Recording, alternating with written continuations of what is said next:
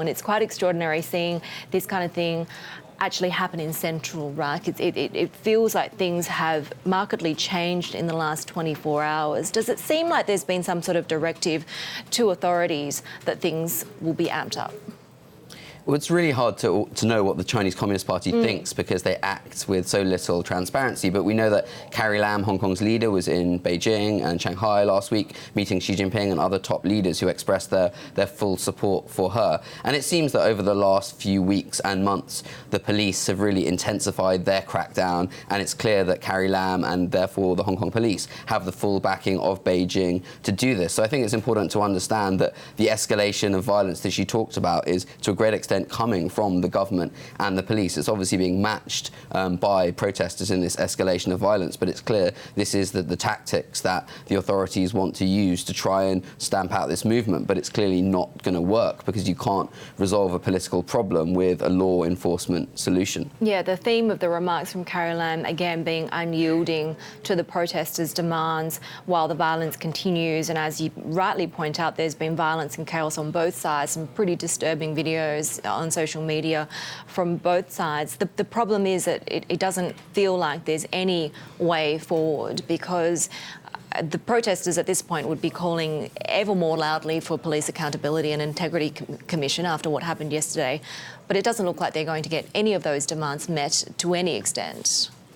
Yeah, and in fact, we heard Carrie Lam talking about so-called political demands. So she's not even accepting that there are legitimate political demands, which is a real problem. And I think if you listen to what the government's been saying and what the Chinese state media is saying, they're talking about sort of economic problems plus a few thugs. But it's clear that's not the case, and that a huge group of Hong Kongers who want democracy are alongside the more radical protesters in support of the same goal of accountability for police actions and democracy for Hong Kong. So this is a really deep divide in the city, and by ignoring people's demands and in fact suggesting they're not legitimate, I think you're not going to see any solution. But is that an uncomfortable one for the Hong Kong government or for Beijing? It seems they're actually comfortable with that. Carrie Lam looked quite calm yesterday. It seems she thinks she's getting on top of the problem, and that by ratcheting up the police response, they can sort of squeeze this problem out. But that doesn't seem to be the case, especially in the medium term. These concerns and the resistance isn't going to go away.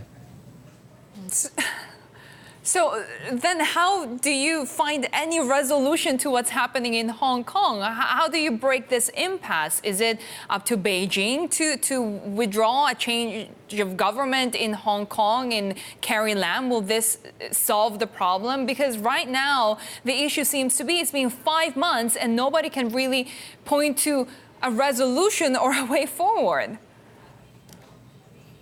Well, I think when you see a conflict like this escalating, it's really hard to see a way out. When you talk to democracy activists, they'll say they don't have an off-ramp because they're calling for change, but they're not in government. They don't have the power to do anything about it. And I do think still, if you had an independent police inquiry, if you had accountability, maybe Carrie Lam or some other top officials removed, and some signs that there would be a shift towards more democratic governance, I think that would be quite effective in some sense. But that seems very unlikely, if not impossible, because of the way Beijing sees the problem. So in that situation, it's hard to see anything other than a continuing escalation, unfortunately, which is pretty sad to see. But that is what we're seeing on the streets, and that's got to be our most likely expectation for what's going to happen going forward. And even if you get to that point, all of those points that you mentioned, the key question is how long it would take to heal such a divided city, because this started as protests against an extradition bill, as rage against Beijing, but now it seems to be just rage against their own people, the Hong Kong police. Well, yeah, there's a deep divide that comes from the decision by the government and Beijing ultimately to use the Hong Kong police on the front lines of what is a political problem. And the result of that has been a wide and deep loss of trust in the police. And that's a huge problem for Hong Kong going forward. When people lose trust in police, that is a problem for the rule of law. Protesters breaking the law doesn't undermine the rule of law. But when the police flout conventions, when the police lose trust of the people of their city, society, that is a massive problem for the rule of law going forward. So I think it's very hard to see how the police come back from that, and therefore how Hong Kong society moves forward. As you say, this is likely to be a really deep conflict for a long time to come, because it didn't just start with the extradition bill. The concerns about Beijing's encroachments on Hong Kongers' freedoms and autonomy were there before. So what we're seeing is the movement move to a new level of intensity, but the frustrations, the problems, the resistance, the calls for democracy have been there long before the extradition bill, and we need to remember that too.